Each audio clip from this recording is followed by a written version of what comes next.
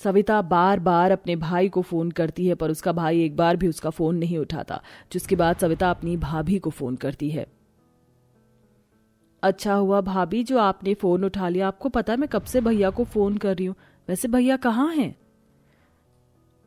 तुम मुझसे पूछ तो ऐसे रही हो जैसे मैं तुम्हारे भैया को अपने पल्लू में बांध के रखती हूँ। अरे दोपहर का टाइम है, जाहिर सी बात है तुम्हारे भैया ऑफिस में बिजी होंगे। भाभी आप तो नाराज हो गई, मेरे कहने का वो मतलब नहीं था।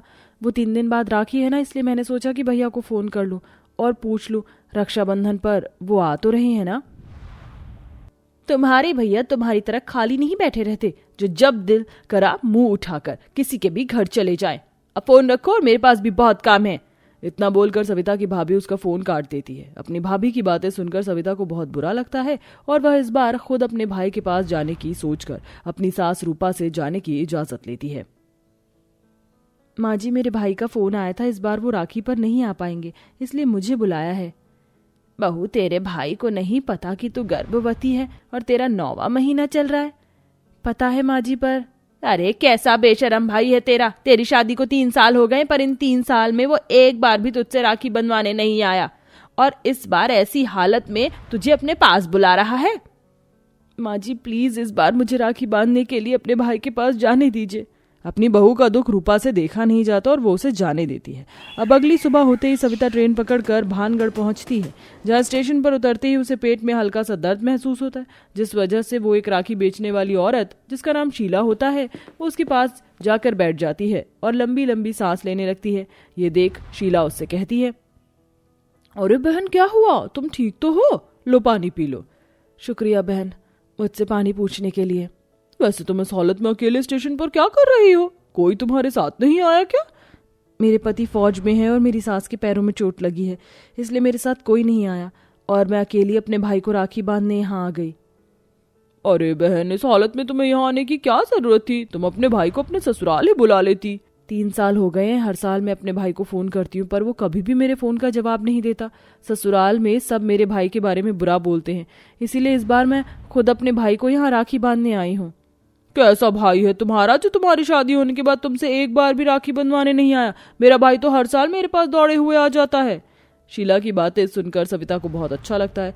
कुछ देर सविता शीला से बातें करती है और जब उसे आराम महसूस होता है तो वो एक बार फिर अपने भाई से मिलने उसके घर जा पहुंचती हैं, जहां से उसका भाई तो नहीं मिलता पर उसकी भाभी दरवाजे पर ही सविता को रोककर उससे बोलती है, हे भगवान क्या जरूरत थी इस हालत में यहाँ आने की? तुम क्या मुझसे यहाँ अपनी सेवा कराने आई हो? ऐसा कुछ नहीं है भाभी, मैं तो बस यहाँ एक दिन के लिए आई हूँ, वो भी भैया को राखी बांधने। कल रक्षाबंधन है ना।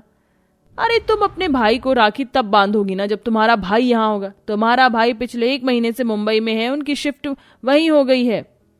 क्या भैया 1 महीने से मुंबई में है? आपने तो मुझे इस बारे में कुछ नहीं बताया।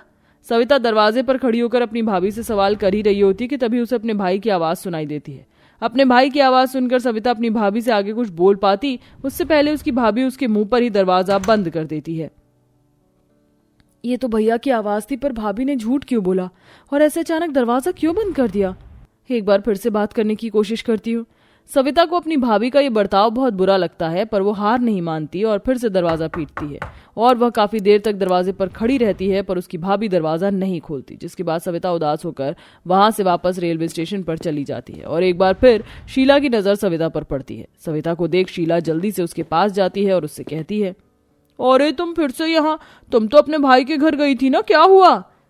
नहीं मिल पाई मैं अपने भाई से, मेरी भाभी ने मुझे अंदर ही नहीं आने दिया।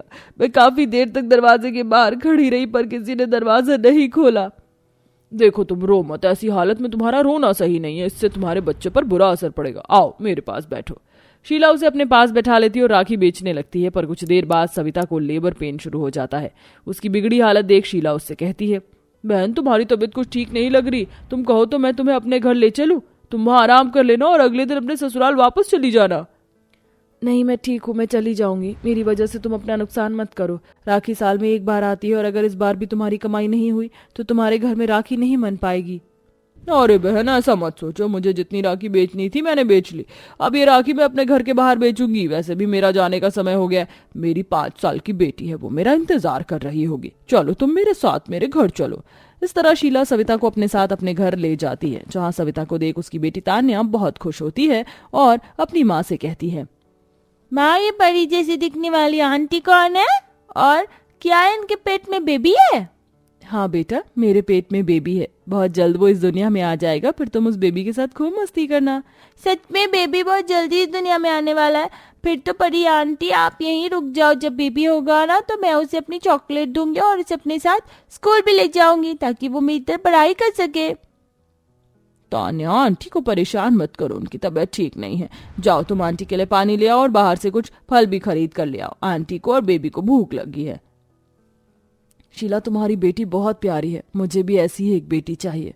वो तो है बहन, मेरी बेटी बहुत समझदार है। अच्छा तान्या बेटा ये लो पैसे और भागकर आंटी के लिए फल लेकर आओ।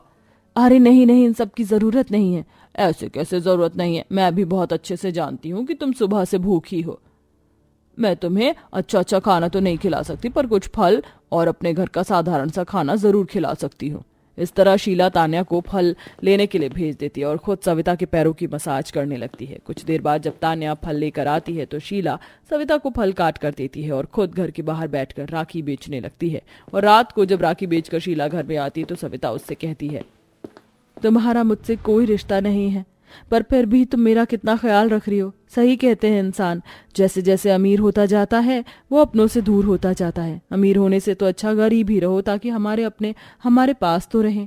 इतना बोलकर सविता रो पड़ती है और एक बार फिर से अपने भाई को मैसेज करती है, पर उसका भाई उसका मैसेज देखकर उसे ब्लॉक कर देता है। और इसी तरह सविता का पूरा दिन निकल जाता है और अगली सुबह राखी का त्योहार रक्षाबंधन होता है। इसलिए सुबह सुबह शीला राखी लेकर अपने घर के बाहर ही बैठकर राखी बेचने लगती है।